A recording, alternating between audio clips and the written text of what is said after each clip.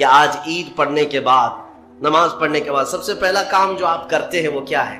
سب سے پہلا کام آپ یہ کرتے ہیں اپنے ماں باپ، اپنے رشتہ داروں سے ملاقات، اور گھر جلدی بھاگ کر کے جاتے ہیں کہ اپنے بڑوں سے ملاقات کرنا ہے۔ آج مصافحہ معانقہ کا دن ہے۔ آپ کو اپنے ماں باپ جس قدر یاد رہتے ہیں، میرے عزیزو، اس رسول کو آج ہرگز فراموش نہ کرو جو اپنی رات کی تنہائیوں میں تمہیں امتی امتی کہہ کر یاد کیا کرتے۔ آج ان کا دن ہے، آج اس رسول پاک کا دن ہے۔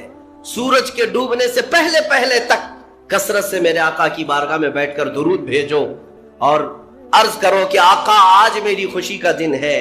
میں اپنے ماں، اپنے باپ، اپنے بھائی، اپنے بہن، سب سے زیادہ اگر دنیا میں کسی سے پیار کرتا ہوں تو وہ آپ کی ذات مبارکہ رسول پاک صلی اللہ تعالی علیہ وسلم کو یاد کرنا آج کی عید کے دن کا ایک بہت ہی بڑا حصہ ہے مومنوں۔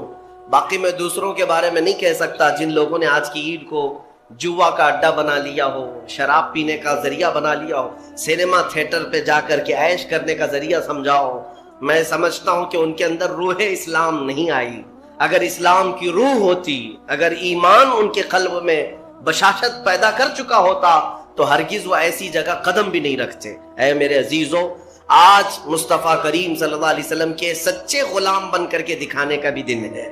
آج دنیا تمہیں دیکھ رہی ہے، آج پوری دنیا دیکھ بھی رہی ہے اور ڈر بھی رہی ہے کہ یہ باہر نکلے ہیں، آج کیا ہونے والا ہے۔ میرے عزیزو، تمہارے پاس سب سے بہترین میسج دینے کا وقت یہ ہے کہ رسول کریم صلی اللہ تعالی علیہ وسلم کے غلام ان کی سنتوں میں ملبوس اپنے گھروں سے آج نکلے ہیں اور پوری دنیا میں حضور کی سنتیں عام کر کے رہیں گے اور حضور پاک صلی اللہ علیہ وسلم کے اخلاق کو پھیلا کر رہیں گے۔ آج تمہارے ذریعے سے حضور اکرم صلی اللہ علیہ وسلم کے اخلاق عام ہونی چاہیے۔ نان مسلم ہو، غیر مسلم ہو، کوئی بھی اگر اس کے ساتھ تمہارے مدد کا جذبہ آیا، کم سے کم اس کے دل میں یہ خیال تو آئے گا کہ یہ نوجوان کیوں میرے ساتھ اچھائی کر رہا۔ اس وقت تم یہ بتا سکتے ہو یہ میرا اپنا عمل نہیں، یہ میرے آقا کا عمل ہے۔ نبی پاک صلی اللہ تعالی علیہ وسلم آج کے دن غریبوں کو نہیں بھولتے، یتیموں کو فراموش نہیں کرتے۔ حضور پاک صلی اللہ تعالی علیہ وسلم آج ان یتیموں، بیواؤں، سب کے گھروں کا خیال تک رکھتے تھے۔ عزیزان گرامی وقار، آج عید کے ان لمحات میں یقیناً رمضان المبارک گزر جانے کے بعد خوشیوں کا دن ضرور ہوتا ہے، لیکن ساتھ ہی آج ہمیں قلق بھی ہے، غم بھی ہے ہمارے ان بھائیوں کا جو آج عید منانے کے لیے یا تو ہمارے ساتھ نہیں ہیں، ناحق جیلوں میں بند ہیں، کچھ بے قصور قیدی ہیں، اور بہت سارے وہ لوگ ہیں جن کے ہاں اسباب کی کمی ہے اور کوئی عید نہیں ہے ان کے ہاں۔ وہ فلسطین کا علاقہ ہو کہ شام ہو کہ یمن ہو کہ عراق ہو، ان کے ہاں کوئی عید نہیں۔ وہ کھلے میدانوں میں آج بھی ایک ایک روٹی اور بوٹی کے لیے ترس رہے ہوں۔ آج اس درد کے ساتھ ہم عید کے لیے حاضر ہیں اور بارگاہ مولا میں یہ عرض ضرور کریں گے کہ مولا، جہاں تو ہمیں نرم لقمے کھلا رہا ہے، حضور کی اس غریب امت پر بھی رحم فرما دے۔ ایک میرا ہی رحمت میں دعویٰ نہیں، شاہ کی ساری امت پہ لاکھوں سلام۔ آج عید کے دن جو کام کرنے کے ہیں، میرے مصطفیٰ کریم صلی اللہ علیہ وسلم کو راضی کرنے کا دن ہے۔ آج کے دن حضور فرماتے ہیں اللہ تعالیٰ کو سب سے زیادہ پسندیدہ جو عمل ہے، سب سے زیادہ پسندیدہ وہ دو ہے، دو عمل اللہ کو بہت پسند ہے آج کے دن۔ فرمایا میرے آقا صلی اللہ علیہ وسلم وہ دو عمل کیا ہے؟ حضور فرماتے ہیں پہلی چیز یہ ہے کہ اللہ رب العزت کی بڑائی بیان کرنا۔ اللہ اکبر، اللہ اکبر، اللہ اکبر، لا الہ الا اللہ، اللہ اکبر، اللہ اکبر وللہ الحمد۔ یہ اللہ رب العزت کی بڑائی، تکبیر، اللہ سب سے بڑا ہے، یہ تکبیر بیان کرنا پہلا عمل اللہ کو سب سے زیادہ پسند ہے۔ دوسرا عمل استغفار، استغفر اللہ، استغفر اللہ، استغفر اللہ، استغفر اللہ ربی من کل ذنب واتوب الیہ۔ دو عمل آج کے دن اللہ بہت پسند فرماتا ہے، ایک اس کی بڑائی بیان کرنا تکبیر، اور دوسرے استغفار۔ اور فرمایا کہ جب اپنے گھروں سے نکلو تو تکبیر کہتے ہوئے نکلو۔ کتنے لوگ ایسے ہیں جو تکبیر پڑھتے ہوئے آئے؟ بہت کم لوگ ہیں، سب اپنے اپنے دھن میں چلے جا رہے ہیں۔ یہاں تک کہ فرمایا اس تکبیر کا اہمیت کا اندازہ اس سے لگاؤ، آنے کے وقت جس راستے سے آئے تھے عید کے لیے، جانے کے وقت دوسرے راستے سے جاؤ، واجب نہیں ہے، لیکن اس کی حکمت کیا ہے؟ ایک راستے سے آنا، دوسرے راستے سے جانا سنت۔ فرمایا گیا کہ جب تم ایک راستے سے تکبیر پڑھتے ہوئے آتے ہو تو اس راستے پر موجود جتنے مکان، پتھر، درخت ہیں وہ سب تمہاری تکبیر کی گواہی دیں گے. قیامت کے دن تمہاری تکبیر کی وہ گواہی دیں گے کہ مولا یہ ہمارے سامنے سے تیری بڑائی کرتا ہوا گزرا ہے. تو ہو سکے دوسرے راستے پر بھی گزرو تاکہ زیادہ سے زیادہ ان تمام چیزوں کو اپنی تکبیر کا گواہ بنایا جا سکے. تو اس سے اندازہ کریں کہ تکبیر آج کے دن بہت اہمیت کی حامل ہے، اور اسی تکبیر کی آج ضرورت بھی ہے مسلمان کو. اقبال نے بہت اچھے انداز میں کہا تھا، کفر دم توڑ دے گا ٹوٹی ہوئی شمشیر کے ساتھ، گر تم نکل آ جاؤ ایک بار نعرے تکبیر کے ساتھ. مطلب یہ ہے کہ اس تکبیر کا آج بھی بہت سارے لوگوں کو انتظار ہے جس تکبیر کی آواز سے ہی کفر کے خیموں میں ہلچل مچ جائے. وہ صرف اور صرف حلق سے نکلنے والی تکبیر نہیں ہے، وہ ایمان کی بشاشت اور توکل کے ساتھ نکلنے والی تکبیر ہے. اللہ رب العزت ہم سب کو کہنے سننے سے زیادہ عمل کی توفیق عطا فرمائے. آج میرے عزیزوں، عید الفطر میں جو نہیں کرنے کے کام ہے وہ مجھے بتانے کی ضرورت نہیں، سمجھدار طبقہ ہے ہمارا. آج شام تک ایک بات طے کر کے رکھ لینا، کیونکہ کل رات کو ہی شیطان آیا ہے چھوٹ کر کے قید سے، اور وہ اپنے پورے فورس کے ساتھ چاہتا ہے کہ تمہیں کسی نہ کسی طرح سے ان راستوں سے لے کر گناہوں کے اڈوں پر لے جاؤ. کتنے ایسے لوگ ہیں جو ایک ہی دن میں اس کے شکنجے میں پھنس جاتے ہیں، یہ ان کا معاملہ ہے. اسی لیے آج شام تک اپنے آپ کو کنٹرول کرو کہ میں نہ آج گانے بجانے، سینما اور جوؤں کی طرف جاؤں گا، اور نہ ہی بے حیائی کے اڈوں کی طرف جاؤں گا. آج کا دن اللہ رب العزت اپنے فرشتوں پر رشک فرماتا ہے. توجہ تو چاہتا ہوں، توجہ. عید کے دن جب بندے سجدے میں گرتے ہیں، عیدگاہ ہو کہ مسجدیں ہو، جیسے ہی تم عید کے دن سجدے میں چلے جاتے ہو، یہ لمحہ کون سا ہے جانتے ہیں آپ؟ یہ لمحہ کون سا ہے؟ جس دن دنیا پوری، آپ بھی رمضان بھر سجدے میں گئے ہوں گے، عبادتیں کر کے بھیک کیا مانگتے تھے؟ اللہ تو راضی ہو جا. ہم یہاں مانگ رہے تھے، لیکن عید کے دن کے سجدے کے بارے میں فرمایا گیا جیسی امت سجدے میں جاتی ہے، مولا سارے فرشتوں میں اعلان فرماتا ہے، فرشتوں آؤ دیکھو میرے بندے، میں ان سب سے راضی ہوں اور ان سب پر مجھے رشک آتا ہے. آج دنیا خوشیوں میں ڈوب کر کے عیاشی کرنا چاہتی ہے، لیکن میرے یہ بندے ہیں جو دنیا کو ترک کر کے میری بارگاہ میں سجدہ ریز ہیں. آج مولا رب العزت رشک فرماتا ہے فرشتوں پر. اس لیے میرے عزیزوں، نہایتی اخلاص کے ساتھ، اطمینان کے ساتھ، اور اللہ رب العزت کی بارگاہ میں اپنے آپ کو خود سپرد کر کے عید کی نماز ادا کرے، اور امید ہے کہ یہ عید ہماری ایک انقلاب لائے گی انشاءاللہ. حبیب اجمی کا نام سنا ہوگا آپ نے، بغداد کے رہنے والے مشہور مالدار شخص.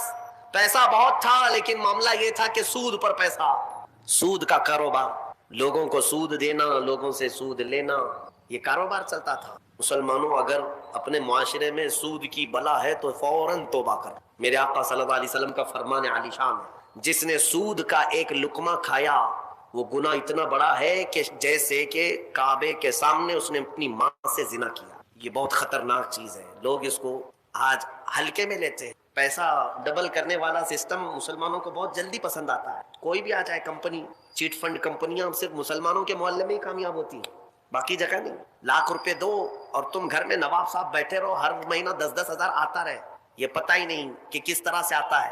تمہارے گھر میں آنے والا ایک لقمہ بھی تمہاری تحقیق کے بغیر نہیں آنا چاہیے. تم مسلمان ہو، ایک سکہ بھی تمہارے گھر میں بغیر تحقیق کا نہیں آنا چاہیے. اگر مشکوک، یعنی جس میں شک ہے، حرام کی بات نہیں کر رہا ہوں، حرام تو بڑی بات ہے، جس مال میں شک ہے اس مشکوک مال کا بھی ایک لقمہ کھا لیا تو اولاد بگڑ جاتی. بزرگوں نے فرمایا اولاد بدتمیز پیدا ہوگی، بد اخلاق ہو جائے گی، کردار سے عاری ہو جائے گی. اس کا خیال رکھو. تو میں عرض یہ کر رہا تھا کہ حبیب اعجمی سود کا کاروبار کرتے رہے. ایک دن ایسا ہوا کہ اپنی بیوی سے گوشت لا کر دی اور کہا کہ پکاؤ. بیوی نے کہا لکڑیاں نہیں ہیں. کہا کہ میں فلاں کے اوپر میرا سود آتا ہے، سود میں وہ لکڑیاں لے آؤں گا. سود میں لکڑیاں بھی، گھر کا آٹا بھی سود میں لا کر کے دیے. بیوی نیک تھی، سمجھاتی رہی. اس دن دعا کرتی ہے، مولا میرے شوہر، میرے سرتاج، میرے رفیق حیات کو ہدایت دے. جب چولہے پر یہ ہانڈی رکھی گئی، کھانا پک گیا، یعنی سالن پکا، تو اس نے اتارا. حبیب اجمی دسترخوان پر ہانڈی کھولی گئی تو اس میں پکتا ہوا خون تھا، خون کے علاوہ کچھ نہیں. حبیب اجمی نے پوچھا یہ کیا ہے؟ بیوی نے کہا جب لوگوں کا مال سود میں لا کر کے دو گے تو اللہ تعالیٰ تمہیں دنیا میں ہی خون کھلا رہا ہے، आखिरत में क्या अजाब। बात असर कर गई दिल पर, और डर भी गए कि अपनी आंखों से देखा कि पकता हुआ गोश्त खून बन चुका है।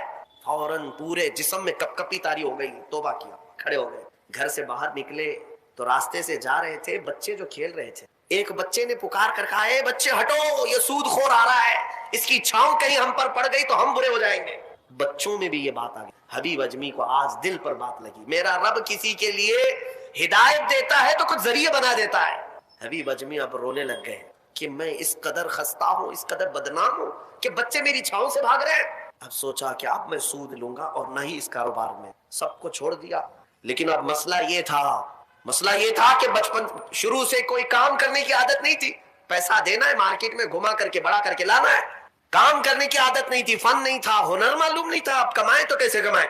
सोचा कि अब इस चीज को छोड़ दिया हूं, तो बीवी से आकर के कहा, मेरी रफीक हयात, मैंने तौबा कर लिया, आज के बाद से ये सूद की तरफ मैं हाथ भी नहीं बढ़ाऊंगा। बीवी सजदे शुक्र अदा करती है और कहती है, मेरे रफीक, है मेरे जिंदगी के साथी, अब फिक्र मत करना, मैं तुमसे किसी चीज का मुतालबा नहीं करूंगी। आधी रोटी भी लाओ मैं सब्र करूंगी, आधी रोटी भी आई तो मैं सब्र करूंगी, इसलिए कि आप हलाल रिज़्क़ की तरफ जा रहे हैं। काश हमारी औरतें ऐसी हो जो अपने शोहर को सीधे रास्ते पर लाने का सबब बन सके, वरना बहुत सारी औरतों के मुतालबात की वजह से मर्द हराम कारियों में पड़ गए।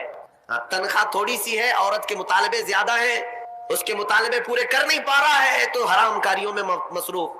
बहुत सारे मर्दों के बिगड़ने की वजह उनकी औरतें बनी हैं, और जब पूरा नहीं कर पाते और पैसा भी नहीं मिल पाता तो फिर नशे की आदत लग जाती है। टेंशन से मुक्ति चाहिए, जो रोज औरत मुझे घर पे जाती परेशान करती है। मेरे अजीजों, वो हबीब अजमी की खातून ने उनको दिलासा दिया कि जाओ आप नौकरी करो।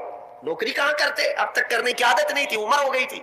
सीधे गए, एक देहात छोटा गांव था, उस गांव की एक मस्जिद थी, मस्जिद के अंदर जाकर बैठ गए। दिन भर बैठे रहे, नमाजें पूरी पढ़ ली, इशा का वक्त हो गया, नमाज पढ़ करके अल्लाह की बारगाह में रोने लगे, मौला काम का आदमी नहीं हो, अब तक किया नहीं, अब मैं अपने घर कैसे चला हूं, तो मेरे लिए कोई इंतजाम फरमा। रात के वक्त आए, बीवी ने पूछा कोई नौकरी मिली? कहाँ मिल गई है, नौकरी मिल गई है, बहुत ही अच्छी जगह पर एक बादशाह है, उसके यहाँ खिदमत पर मैं लग गया। कहा बहुत अच्छी बात है। दूसरे दिन फिर गए, उसी मस्जिद में बैठे रहे। रात को आए, बीवी ने पूछा कुछ उजरत मिली आज, जिस बादशाह के यहाँ काम कर रहे हो तुम्हारी नौकरी पर कुछ तनख्वाह मिली? कहा नहीं, बादशाह ने कहा है कल दे दूंगा। अपनी बीवी को टाल रहे थे, अपनी बीवी को टालने के लिए बोल दिया ऐसी कि नौकरी कर रहा हूं, कहा कि कल देने का वादा किया है। फिर तीसरा दिन आया, तीसरे दिन भी वो उसी मस्जिद में रात गुजार कर आए। बीवी ने फिर पूछा कुछ उजरत मिली? कहा नहीं, आज भी नहीं दिया, बादशाह ने कहा कल दे दूंगा। चौथा दिन आया, चौथा दिन भी मस्जिद में गुजार कर आए। हालांकि बीवी ने सब्र का दामन ऐसा पकड़ी रही और कहने लगी मुझे कोई जल्दबाजी नहीं है, जब आएगा तब खाएंगे। 4 दिन हो गए, आज फिर रात को बीवी ने पूछा कुछ तनख्वाह मिली, घर कैसे चलेगा? 4 दिन से चूल्हा नहीं जला घर। कहा आज भी बादशाह ने नहीं दिया, कहा कल दूंगा, रोज कल। 5 दिन गुजर गए, उसके बाद वो 5वें दिन ऐसी उनकी कैफियत थी कि अब रात जब बहुत ज्यादा हो गई तो घर की तरफ पलट रहे थे, पांव बोझल हो गए। फिर बीवी पूछेगी आज तनख्वाह मिली? रोज झूठ बोल रहा हूँ, मुझे कौन तनख्वाह देगा? आज क्या बोलूं अपनी बीवी को, अपनी शरीक हयात को। जब वो वापस पलटे तो आज रात को अपने घर के बाहर ही देखते हैं घर में खूब उजाला है, घर में रोशनी है। घर की तरफ आगे बढ़ते बढ़ते आए, मेरी बीवी सोई नहीं, इंतजार में होगी, पूछेगी क्या उजरत मिली, तनख्वाह मिली। लेकिन जैसे ही घर के अंदर गए, बड़ा सा दस्तरखान बिछा है, हर किस्म के खाने लगे हुए थे। हैरत में आ गए, 5 दिन के कमाने का कोई जरिया नहीं, मेरी बीवी के पास भी इतना माल नहीं, ये कहां से आया दस्तरखान? बीवी को जलाल में पूछने लगे ये दस्तरखान कहां से आया, ये खाना कैसे आया? बीवी कहती है क्या मजाक करते हैं आप जिस बादशाह के यहाँ काम करते हैं वहां का एक सिपाही आया था, वही दस्तरखान लेकर आया और सारा खाना उसी ने दिया है, और ये मुझे कह कर गया है ऐ खातून तेरा शोहर रात में आए तो उसे कह देना ये तो 5 दिन की उजरत है, और मेहनत करेगा और उजरत दी जाएगी। हबीब अजमी गश खाकर गिर पड़े। बीवी ने उठाया, पूछा क्या बात है, क्यों गश खाकर गिर पड़े? होश आने के बाद कहते मेरी रफीक हयात, आज सच बताता हूँ, मैंने कोई नौकरी नहीं की, मैं निकम्मा आदमी, कोई नौकरी नहीं की। मस्जिद में जाता था, खाली बैठा रहता था, आज डर करके आ रहा था कि तुझे जवाब क्या दूंगा। वो रहमान इस कदर गैरतमंद है अपने बंदों पर, इतना रहीम है कि तेरे सामने शर्मिंदा होने से बचाने के लिए वो जिसको भेजा मौला वो किसी बादशाह का सिपाही नहीं, वो उसी रहमान का कोई फरिश्ता है जिसने खाना दिया है। अजीजा ने गिरामी, कहने के लिए बहुत सारी बातें हैं, लेकिन मैं इतनी बात अर्ज करना चाहता हूँ। जिंदगी गुनाहों में गुजरी, एक बार तौबा करके हबीब अजमी के आ गए और मौला करीम ने अपने सारे दस्तरखान उनके लिए कुशादा कर दी। उसके बाद जानते हैं हबीब अजमी उसी दस्तरखान से उठ करके जो चले गए, ऐसी इबादत, ऐसे मुजाहिदात किए, अल्लाह अकबर, उस मकाम उज़्मा पर फाइज हो गए थे कि जिस मकाम की गौसे आजम अब्दुल कादिर जिलानी भी ताज़ीम किया करते थे रज़ी अल्लाह तआला। मेरे अजीजो हबीब आजमी अल्लाह की बारगाह में वो मकबूल थे कि हज़रत फुज़ैल बिन अयाज एक दिन उनके पीछे मगरिब की नमाज पढ़ने के लिए आए। हज़रत हबीब आजमी की जुबान में थोड़ी लकनत थी, तो किरात में उनकी लकनत समझ में आ रही थी, तो फुज़ैल बिन अयाज पीछे से नमाज तोड़ के चले गए। इसके पीछे मैं कैसे नमाज पढ़ूं? फुज़ैल बिन अयाज बहुत पाए के वली हैं, कहते हैं मैं गया तो 3 दिन तक मेरी इबादत का ज़ौक़ खत्म हो, लुत्फ ही खत्म हो गया। मैं बारगाह मौला में रोने लगा कि मौला मुझसे क्या खता हुई। रात के वक्त मुझे गैब से निदाई कि फुज़ैल तूने मेरे महबूब हबीब की सिर्फ जुबान देखा, उसके दिल की पाकी को नहीं देखा। वो अल्लाह की बारगाह का मकबूल है, जब छोड़ देता है पिछली चीजें वो रहमान इतना महबूब बनाता है, इतना महबूब। मैंने अभी एक चीज पढ़ी थी, बगदाद में एक शख्स था, बड़े पैसे वाला था, बहुत पैसे वाला था, और हर गुनाह आदत थी उसकी। पैसे वालों की अक्सर ये चोंचले होते हैं कि वो सोचते हैं कि अय्याशी में कहाँ मैं पैसे लगाऊं। शराब पीता था, खूब ऐश, जुआ में पैसे लगते थे, रोज नई औरतों के साथ उसकी सोहबतें, ये उसका मिजाज था तो मुसलमान, पैसा ज्यादा होने की वजह से एक गलत संगत में गलत आदतों का मालिक। उस शख्स की आदत ये थी कि रोज एक नया गुनाह करता था और डायरी बनाया हुआ था, उसमें सब लिख भी दिया करता, आज मैंने इतने पैसे का जुआ खेला, आज मैं ये फलां शराब पी है, आज मैंने इन लड़कियों से जिना किया है, आज मैं फलां जगह ये किया, सब जो करतूत होते थे सब डायरी में लिखता था। इतनी बड़ी डायरी भी बन गई। एक दिन ऐसा हुआ कि गुजर रहा था बाजार से, एक खातून को देखा जो हसीन थी और मजबूर नजर आ रही थी। उसके पास गया, कहा क्या चीज है? उसने कहा मुझे माल की जरूरत है। उसने कहा चल मेरे घर, मेरी ख्वाहिश पूरी कर, मैं तुझे जितना चाहिए वो दे देता हूँ। वो औरत चली आई साथ में, वो औरत आ गई। जब ये नौजवान जो बगदाद का बड़ा पैसे वाला मालदार रात के वक्त अपने बिस्तर पर आया और उस खातून को कहा कि आजा हम दोनों तन्हा हैं, वो औरत रात के वक्त सो तो गई लेकिन उसका पूरा जिस्म पीला पड़ गया, उसका चेहरा पीला और हाथ पैर कांपने लग गए। ये नौजवान उठकर खड़ा हुआ, कहा कि डर रही है तू किसी बात से? तेरे जिस्म की ये जर्दी किस बात की? वो खातून कहती है नहीं कोई बात नहीं। फिर उसने कहा डर मत, इस महल में कोई नहीं आएगा मेरी इजाजत के बगैर, ये सब पूरी मेरी प्रॉपर्टी है, ये मेरी शहंशाहियत है यहाँ पर।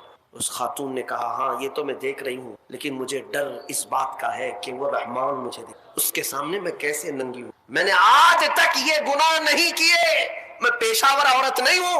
वो कहती है मैं एक बेवा औरत हूँ, मेरे 3 बच्चे हैं, 4 दिन से भूखे हैं, मैं रोज उन्हें तसल्ली देती हूँ कि मुझे बाजार में कुछ काम मिल गया तो मैं उजरत ला करके तुम्हें खिला दूंगी, मुझे कोई नौकरी नहीं देता, और आज मैं मजबूरन बाजार में खड़ी थी, तू मुझे मिल गया।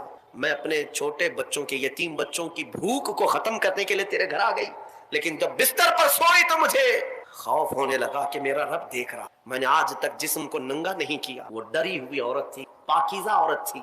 जब उसकी जुबान से ये जुमले निकले तो ये जो नौजवान था, जो गुनहगार था, वो खड़ा हो गया, कहा ए खातून उठ जा बिस्तर से। और उसके बाद कहता है देख मैं तुझे बताऊं मेरे पास क्या क्या है। उस जमाने की जो सवारियां थी, घड़ियां थी, सब मेरे पास, बड़ा बंगला, बड़ी जायदादें, हर तरह के खाने, सोने चांदी जेवरात सब मेरे पास। मौला ने मुझे बहुत कुछ दिया, लेकिन आज तूने मुझे दिल दिया, आज तूने मेरे दिल को झिझोड़ा। मेरे पास इतनी नियामतें होने के बावजूद मैं अब तक डरा नहीं अल्लाह से, और तेरे घर में खाने को एक लुकमा भी नहीं, फिर भी तू अल्लाह से डर रही है। मजबूर होने के बावजूद तू डर रही है अल्लाह से। उस खातून ने कहा कि ए नौजवान, मजबूर हो, अमीर हो या गरीब हो, सबका बादशाह वही, हिसाब सबसे बराबर लेगा। उस खातून को बहुत सारे पैसे दे करके उस नौजवान ने रुखसत किया और कहा जा तेरे बच्चों को खिला, आज के बाद कभी बाजार में भीख मत मांगना, और मैं समझता हूं मेरे गुनाहों का कफारा है कि मैं तेरी मदद कर दूं, तू बाहर ना आ। और उस खातून को भेज दिया। आज उसको एहसास हुआ अब तक कैसी जिंदगी गुजारता रहा, उस औरत ने मुझे झिंझोड़ दिया है। रात को मुसल्ला बिछाया और अल्लाह की बारगाह में खड़े होकर कहने लगा मौला بہت گناہ کر چکا ہوں، بہت گناہ کر چکا ہوں، پورا جسم داغدار ہے، کیا مجھ جیسا آدمی بخشے جانے کے قابل ہے؟ کیا مجھ جیسا آدمی معاف کیے جانے کے قابل ہے؟ رویا جا رہا تھا، اور اس کے بعد وہ سر اٹھا کر کہتا ہے، اے رب میں نے اتنے گناہ کیے کہ لکھتے لکھتے میری ڈائری بھر گئی ہے، بک بھر گئی ہے، پھر تیرے پاس جو فرشتے ہیں نامہ اعمال لکھنے والے، انہوں نے کتنا، اور اس کے بعد ہاتھ جوڑ کر کہتا ہے، رحمان اپنے دربار میں میں اتنی بات عرض کرتا ہوں، اگر میں بخشے جانے کے قابل ہوں تو مجھے معاف کر، یا تو پھر آسمان سے آگ بھیج کر کے مجھے ہلاک کر دے، مجھے ختم کر دے مولا، میں بہت داغدار ہوں، بہت داغ دھبے لگا دیے۔ وہ روتے روتے روتے تھک گیا، اور اس کے بعد اٹھتا ہے، توجہ، گھر کے اندر جا کر آج سچی توبہ کیا تھا، ڈائری وہ پھاڑنے کے لیے گیا جس میں روز گناہ لکھتا تھا، جو پچھلے سارے تھے ریکارڈ، کہتا ہے پھاڑ کر کے ختم کر دوں گا، آج کے بعد نشان بھی نہیں رکھنا ہے۔ جب وہ اپنے کمرے میں آیا، اس ڈائری کو اٹھایا جو برسوں سے لکھ رہا تھا، وہ حیرت سے ڈوب گیا اس بات پر کہ جب وہ ڈائری اٹھایا تو دیکھتا ہے پورے اوراق سفید ہے، لکھا کچھ نہیں، ایک حرف بھی لکھا ہوا نہیں ہے، ورق پلٹتا گیا پلٹتا گیا پلٹتا گیا، کچھ نہیں ہے۔ وہ ادھر ادھر دیکھنے لگا، اس میری ڈائری سے مٹایا کس نے، میرے سارے ریکارڈ کس نے مٹایا؟ اس کے جسم پر کپ کپی تاری تھی، راشا تاری تھا، رات کا وقت تھا، غیب سے ندائی، اے بندے، جب کوئی پوری دنیا کو میرے لیے ترک کرتا ہے تو میں اس کے گناہوں کو بھی مٹا دیا کرتا ہوں۔